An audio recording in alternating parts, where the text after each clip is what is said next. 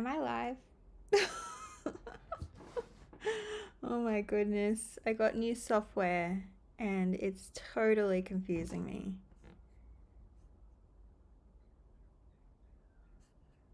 Can everyone see me? Oh, let's see if I can do this. We're just gonna hopefully. Oh, you can see me. Yes. I'm sorry. That was took me way too long to figure that out. Hi guys. How is everybody? I can even like adjust my screen like woo. Woo. There's a new software update and it just actually confused me. So we're gonna just see how we go. How is everyone going? Wow. Oh, I just looked at the chat. Hi, Whitney. Hi, Dax. Hi, Leanne. Leanne? Hi, everybody from Florida. That's so cool. Good morning. Hi, Cassie. Wow, Melbourne. So happy to see you live. Yeah, it's been a while. I'm sorry, guys. I don't like to make promises anymore because I feel like every time I'm like, oh, I'm going to go live every week on a Thursday, I just don't follow through with that. So I decided that I'm going to try and go live every Thursday. Every Thursday morning at around this time, I'm going to go live on YouTube. I just feel like I'm on Instagram a lot, and there's a lot of you who just like to go on YouTube as opposed to Instagram. So, hey guys, how is everyone doing? What time is it where everyone is? Just going to see. I can never figure out how to get the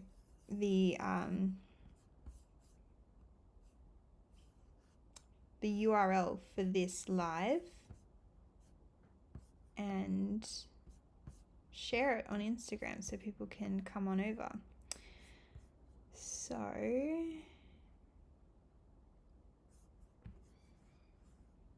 is anyone able to get the URL? Because I can't get it for myself. That sounds really weird. Here we go. Oh no.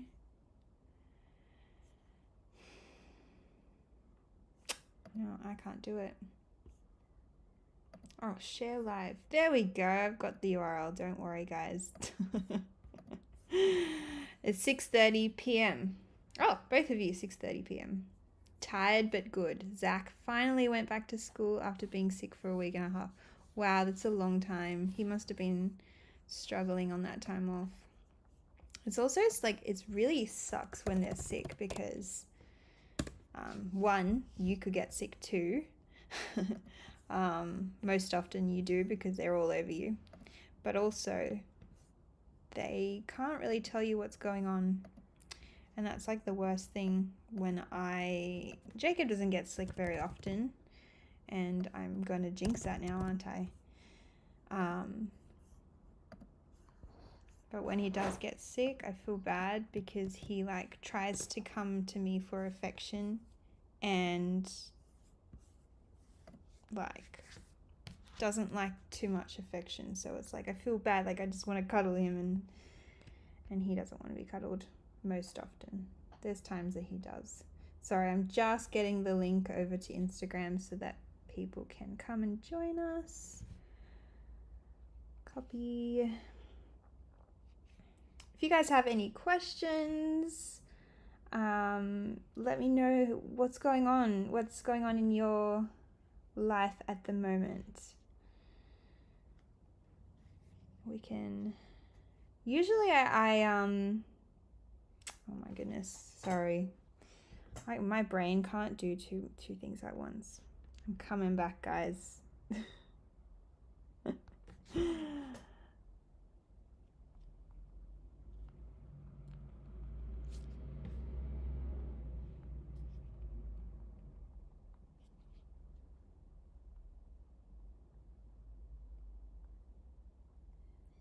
I'm almost there.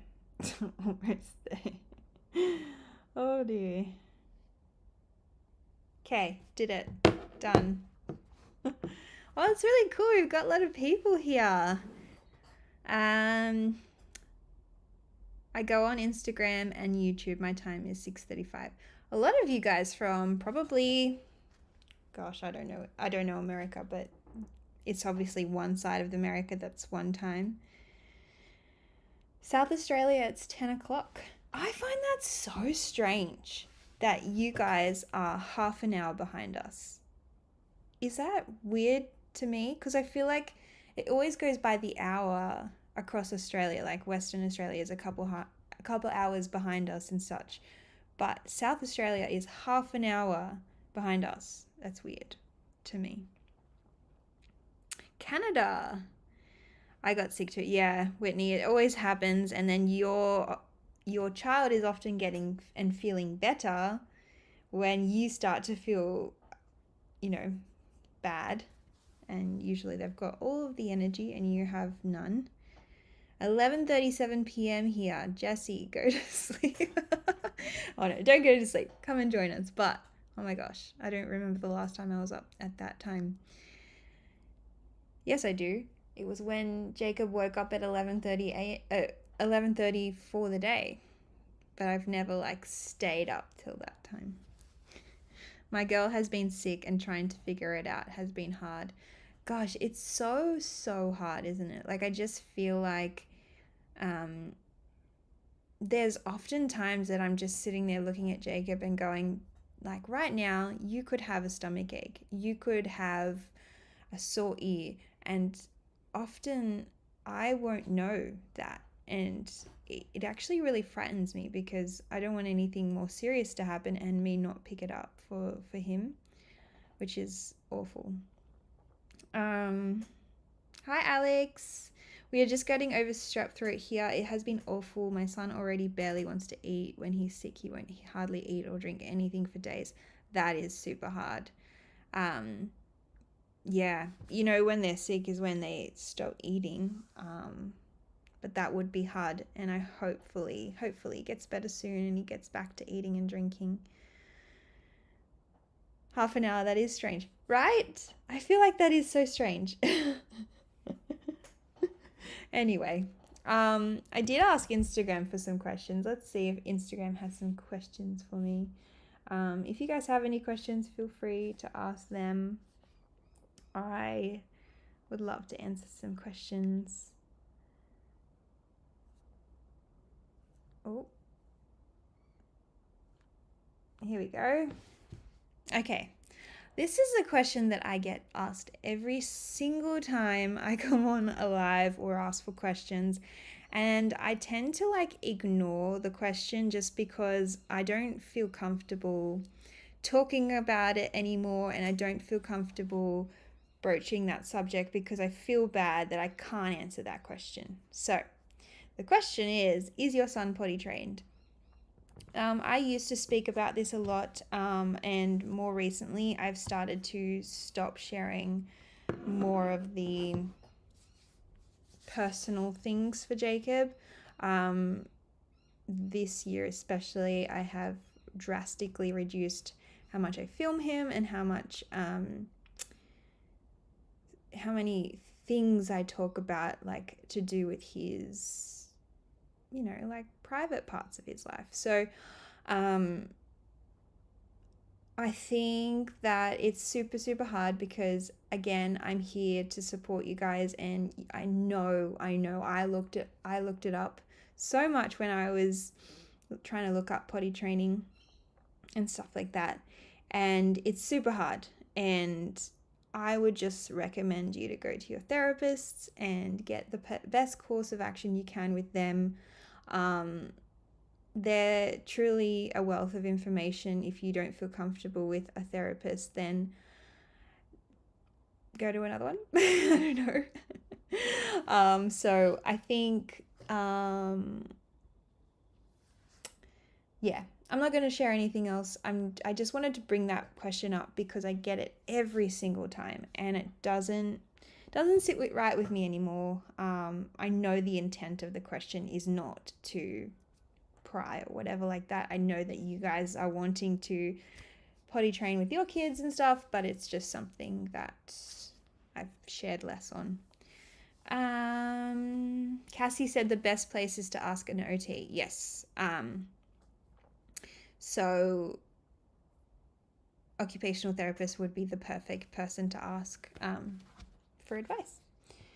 There's also like continence therapists, with continence nurses and things like that that can help out. So lots of good people to get their answer from. Doing damage control in our apartment, have an inspection tomorrow, and patching and painting walls. I am so sorry. Oh my goodness. We own our home, but if we didn't and we rented, oh my goodness, we would be out of our minds like fixing things, and that would be very hard, and I'm sorry. I hope that it all goes well for you guys. Does Jacob still use the iPad app, or is he talking more now? So he doesn't have an iPad app. He has an AAC device, which is a solely the lamp app. It doesn't go into anything else, so it doesn't have what an iPad usually have. It just literally has his words on it. We are still using it. We're still modeling it. We're not forcing him to use it. We're not pushing him to use it. He's not interested in it. And what his speech therapist said when I asked her about this, she said it can't hurt to have all of these alternatives to communication for him right in front of him, and it's scientifically proven that the device can help develop speech as well. So we're still using it. We're still modeling it ourselves around him. Not very much, but still throughout the day we'll use it, and he takes it to school and they use it there. He is talking more. You'll notice he says up a lot. He says up for everything at the moment. He's really caught on to that word, and we're trying to offer alternatives. So if he says up and he really means drink, or up and he really means help, we'll usually just give him the word, and most of the time he'll repeat the word that he should be using, but definitely up is the first go-to word for him. A lot of people watched a video of him saying up a lot and said, oh, he's saying help. And I was like, no, he's saying up, definitely saying up. But he doesn't use too many words functionally. Most of the words that he uses would be up, and he will repeat a word after we say it to him. So I don't know if it's like functional or whatever. My mind is drawing a blank. Oh, don't worry. That's my mind lately. How's the service dog application process going? Okay, so we contacted the organization when we reached our goal for the funding. And so basically the way that it works is they allocate a dog once it's been born, and we have been told we're high on the list. They haven't told us what number we are on the list, but the dog is due to have its babies in March, so very, very soon. And once it has babies, they will allocate the dogs. So very, very soon we'll find out whether we are part of the next sort of batch of dogs.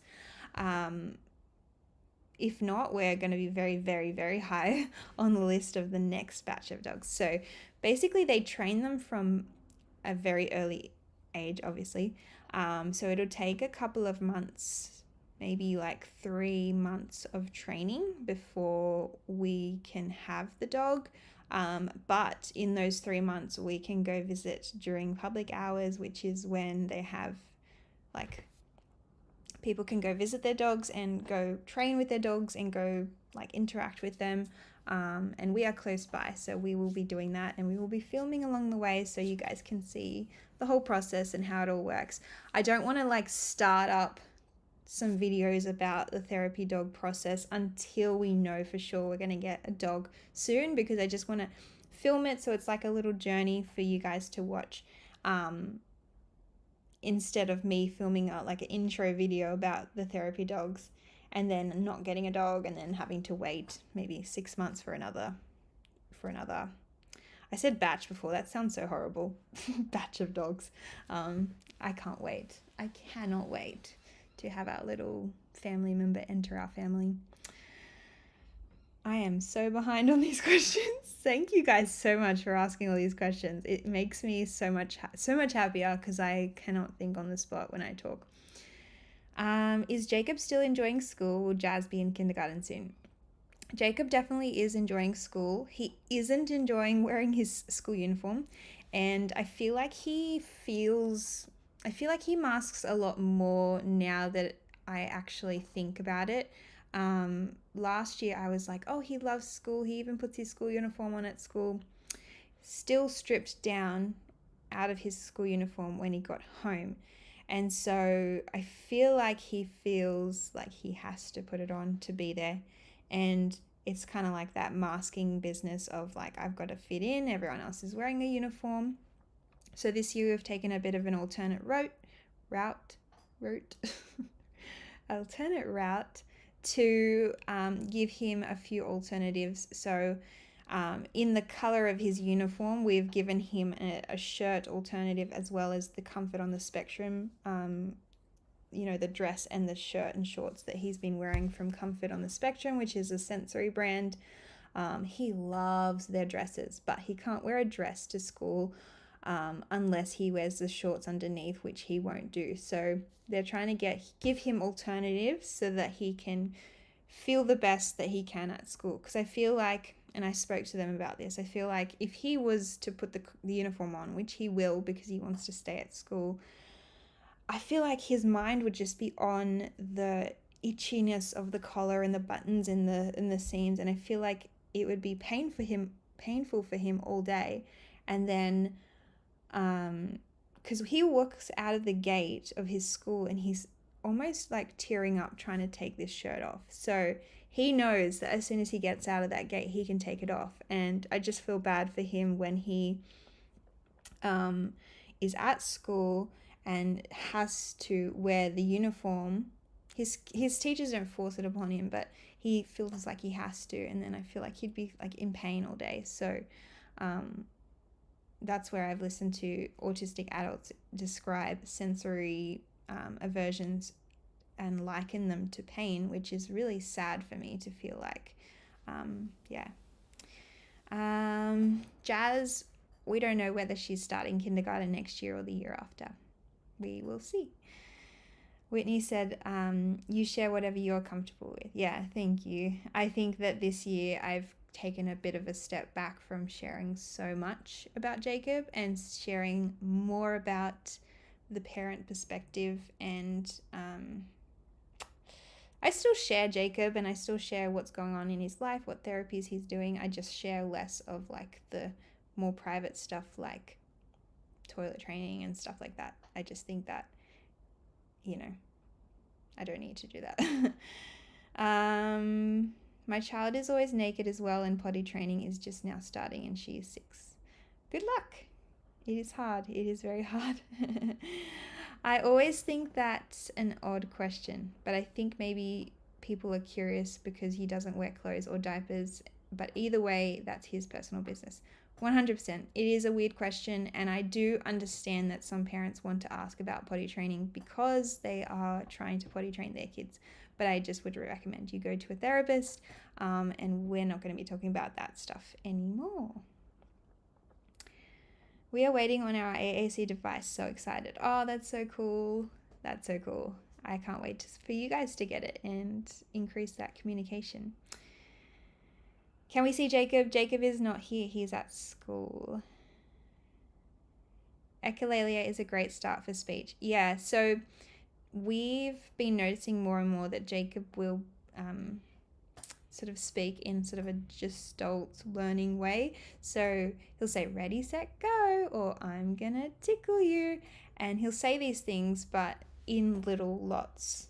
So we are working on not only just getting him to say eat or play or things like that, because he's definitely not taking on to that. We're trying to make them like phrases. So let's go play, or let's go outside, or things like that. So he can take on to those phrases and relate them to real life things. This might be too personal, so please ignore if you don't wish to respond. When did you recognize Jacob had meltdowns compared to tantrums? I'm comfortable sharing somewhat of that. I think that it is hard to distinguish the two when you're a first-time parent. So for me, I definitely felt like I was struggling when Jacob was probably around 1 or 2. I even have a video on YouTube where I was talking about these tantrums, and this was before we knew he was autistic. And I was really struggling, and everyone would just say to me, you know, that's so normal. It's like a toddler terrible twos thing. And I would just take it because I didn't know any different. I didn't know what everyone else's was doing behind their closed doors. Like I didn't know what their kids were doing. I didn't know what they looked like. I only started to like think that they were meltdowns and when we were thinking that he was autistic. So I just thought they were really, really hard tantrums to start with. Very excited for you and your family, Jess. Thank you. I'm assuming that's about the dog. I am excited too. I'm excited for our family to have a member which is going to support Jacob to the best of its ability. Paul, that's a good question. Yeah, it's a good question. I don't know. What do you guys think? Like, when was the first time you sort of thought meltdowns as opposed to tantrums? I don't like to go into too much details about meltdowns, but I definitely saw, actually, it was actually YouTube that really educated me. And I know that sounds really bad because you shouldn't be posting videos of your kids having meltdowns online.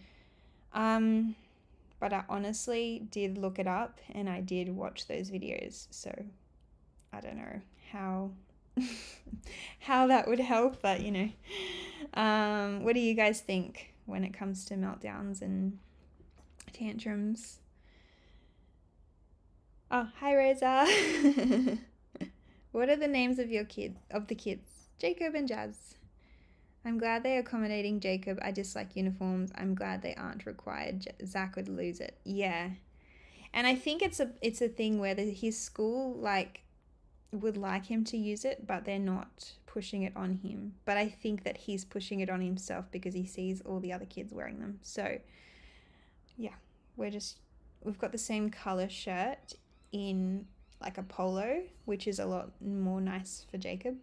And he's been wearing that for the last week or so, or he'll wear the sensory friendly shirt, which he is very much preferable to.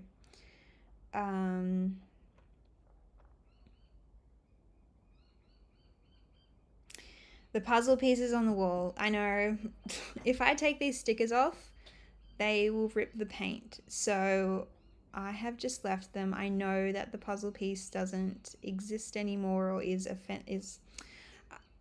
honestly, I don't think it's offensive myself. It's not personal. I don't use it to promote autism acceptance anymore. And I understand why the puzzle piece is an issue for autistic people. I also don't think that it should be a focus of anyone's attention at the moment. I just think it's the intention to use the puzzle piece for people is most often a positive one. So I don't see the issue. I got to be careful with my words. I put that up there 4 years ago. So that's when the puzzle piece was relevant and people were using it as autism acceptance kind of thing. So what do you guys think about the puzzle piece?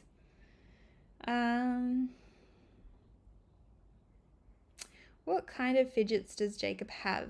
Do you have any with you that you can show us? I need recommendations for my autistic son. I actually do have some. He isn't like too big of a fan of of toys and stuff like that, but he likes slime and he likes I'm gonna go get them. I'll be back 1 second. If I can get out of here.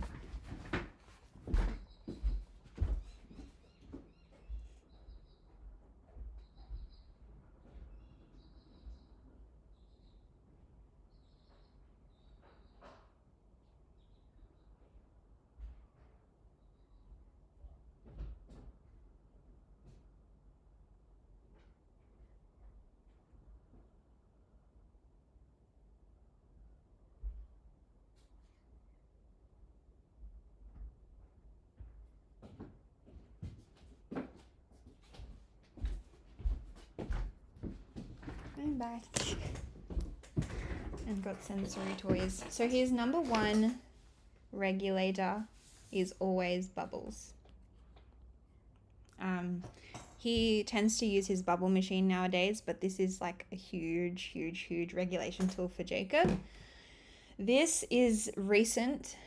This is slime. I can show it to you. It's really yuck. Looks like so gross. But he really likes slime, and I really hate slime. Slime gets onto everything. Slime sticks to things, sticks to rugs, sticks to clothes. It's very hard to get out. Where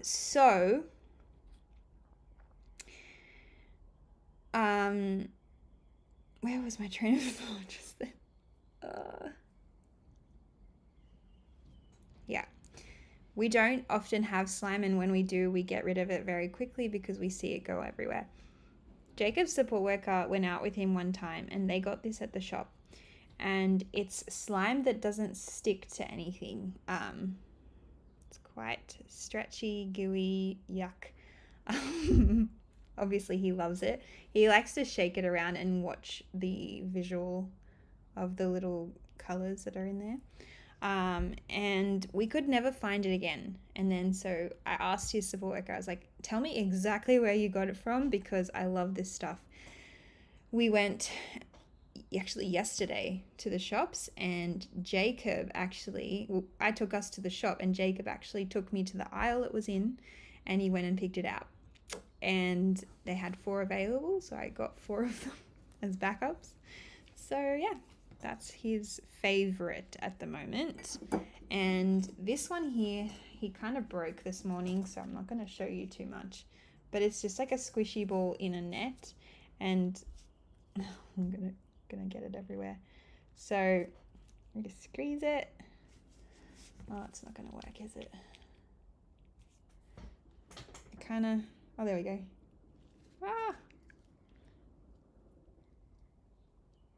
It goes like that. But it's broken, so gotta be careful with that one. And Jacob likes this one here when it goes. But Jacob tends to like a fidget toy of a palm leaf outside. He loves the palms, and he loves to tear off the palms off the stem. So yeah.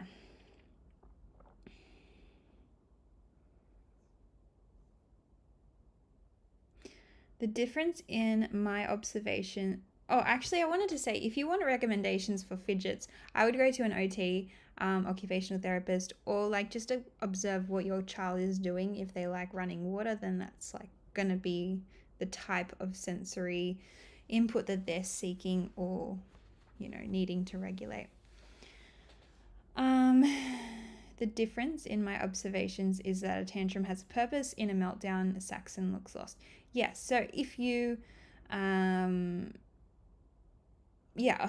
didn't even go through what I thought a meltdown and a tantrum was, but yeah, tantrum, basically, if you give the child what they want, the tantrum will stop. It has a purpose. They want something. And if you give that to them, it will usually stop. A meltdown is uncontrollable. They cannot control themselves. So when people say that they need to be disciplined, this will not work. And it's actually detrimental to them. So meltdown is also sensory overload, overstimulation. Their body is in fight or flight mode, and it will either look like a shutdown, like they'll shut down, they won't speak, they won't do anything, or they'll be screaming and crying and visibly in pain, which is awful. Oh, there we go. Whitney said it. A tantrum is usually because they want something. A meltdown is a reaction to sensory overwhelm, which all of our kids do both, I think. When Jacob started using words, was this a recent thing or has he been doing it for a while? Also, was he making okay, I'll answer the first question. Jacob didn't speak until the beginning of last year. So a year ago, he was 5. Jacob, when he was just turned a year old, had started saying a few words. He would say plane. He'd actually say, oh, Jordan's calling me. He would say, Dane, Dane, and point up to the planes in the sky. He would say, Mama. He would say, Dada. He would say, ball. I remember that. But he went through a autism 18-month regression. I don't even know if that's a thing anymore, but at 18 months, he lost his words. He lost his ability to sleep well, which he had only done for a couple of months. And he stopped eating all the foods that he usually eats. So Jacob was actually a really good eater. And then all of a sudden he wasn't. So it actually gets me so much because I'm like, oh, he used to literally eat whatever I put in front of him. Vegetables, fruits, all of those things. So words he lost until, so he was about 18 months till about 5 years old. When he turned 5, he started Ritalin for ADHD, and I actually think that helped him to focus better and be able to just level down a little bit and be able to focus on speaking, which actually, like, he started saying a few words. Most of those words were repetition. So yeah, his favorite word at the moment is up. And he'll use up for everything. Also, was he making certain sounds prior to talking? Yep, he would baby babble. He would make a lot of... I say babble, but a lot of people think that they're stims. But he would babble, stim, verbal stims. We didn't realize what our son's meltdowns were, and he's our 3rd child. We just thought he was extra sensitive and impulsive, but he'd also have meltdowns over things that happened days, months before. Oh, that's hard. That's really hard. He recently has begun making a lot of sounds and babbling a lot. We are hoping this could be the start. Oh, that's awesome. Any sound is awesome, but always provide various methods of communication. So whether that be sign, pictures, AAC device, all of those things. Whew, I can't stop speaking. This is so good, guys. Thanks for all the questions. Oh, also, I always forget to ask this. Could you guys like the video if you're watching and you like the video? Would love for you to like it and boost it up a bit. I'm 30 and I have become diagnosed with autism at the age of 29. I'm high functioning and didn't know I had autism before until people started questioning my behavior. After that, I got helped. That's awesome, Dax. I think it's very common for people to be diagnosed when they're adults, and it's becoming more and more common because people are recognizing, I think due to social media, you can see what other people are experiencing, whereas back in the day, we couldn't, we only knew the experiences of people we saw on TV and people we saw in real life, and we never got access to all of these different people especially on TikTok. TikTok has a way of like finding people that are like you and putting them on your page. I'm not a fan of the puzzle piece personally, but I'm not going to harass anyone for using it. Yeah. So I'm not a fan either, but I think that people who are using it to promote positive things, I just would not hate on them for that. Bubbles is Zach's go-to as well. Yeah, I think a lot of kids like Bubbles.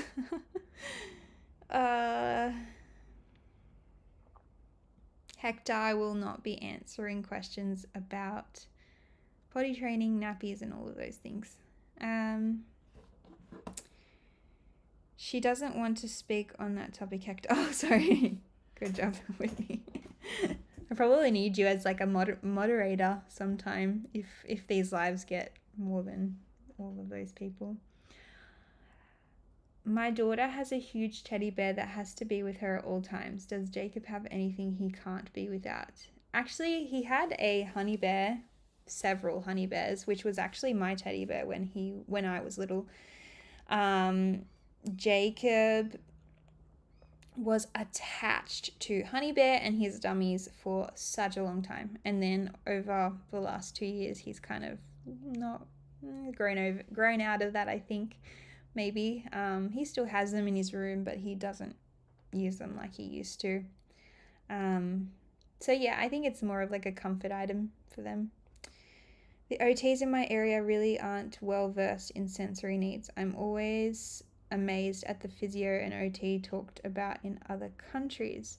That's interesting. OTs, like, half of their job is to do with sensory support. So that's very odd, and I would actually like invite you or recommend that you go online and find occupational therapists who have social medias, because they are very good. And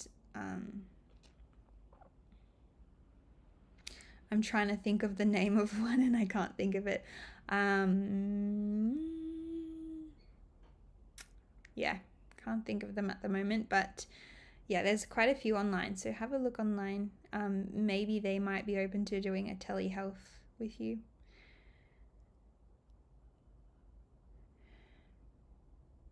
Also, I've been giving my girl Pediasures for nutrition, and we can't get them anymore due to manufacturing issues. Any suggestions for nutritional supplements? Again, I don't think I should answer this. I'm not a doctor and I don't want to recommend anything. I think it's probably best that you go to a GP or a doctor to see what they recommend. Yeah, they're the best people to go to. Is Jacob allowed to take fidgets with him to school? Yes, he is. I don't like to, though, because they kind of get lost and left there, and money. My autistic son is allowed to and does, but sometimes I don't want him to bring fidgets to school because I don't want him to lose them. There we go. You answered your own question. Yeah, I don't like to. He actually has taken quite a few there that haven't come home, so I just don't like to do that anymore. If he really is attached to something that morning, like say for example this, I won't like pry it off him, so he will take it to school. Jacob's not big on taking too many things with him to school. Thank you so much for answering my questions. You are amazing and helping so many people. That's so sweet, Paul. Thank you. I'm glad that I could answer them. I mean, I'm not an expert, but I just like to share the experience. Whitney says she got her diagnosis late too. Actually, if you guys want to see that, I posted that on YouTube as well as Instagram. So I did a live with Whitney, going through her experience as a autistic mother diagnosed after her son was diagnosed autistic. So I thought that was a really cool story, and very, very like important to talk about, because I'm finding a lot more parents figuring out their neurodiversity after their children have been diagnosed, and it's so interesting because I was talking to Elise the other day on live, and she was talking about how it's so common that and it's almost like the parents kind of have to be neurodiverse. I mean, not have to be, but most likely are if their children are. So interesting. Dietitians are great to consult with too. Yes, they're really, really good. I'm reading a book called The Reason I Jump. It's written by a Japanese person that is nonverbal who was 13 at the time. I need to read that book. I've heard so many talk about it, so I need to read that book when I have time. When my son went to public school, he had a box of fidgets in his desk and a weighted vest. Most of them were broken or chewed to pieces when he took them out of school and got his things. That's a really good idea.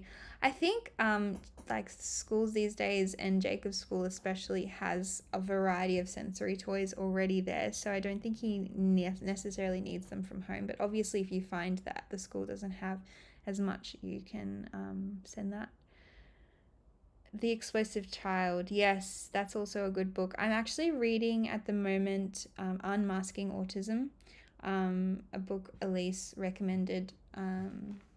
And yeah, it's just sort of like making me think about my own neurodiversity as well. I think I'm going to stop this live here. I have talked so much, and I also need to go to the bathroom. So I will see you guys next week. I don't want to say that. Might see you guys next week. I'm really hoping that I can do one each week on a Thursday morning.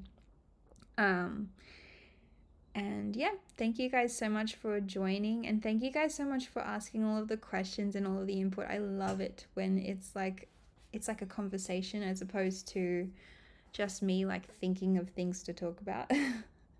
So the questions were really good.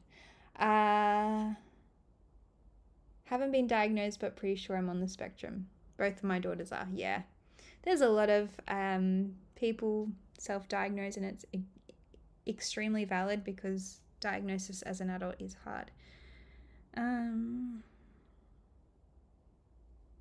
Bye everyone.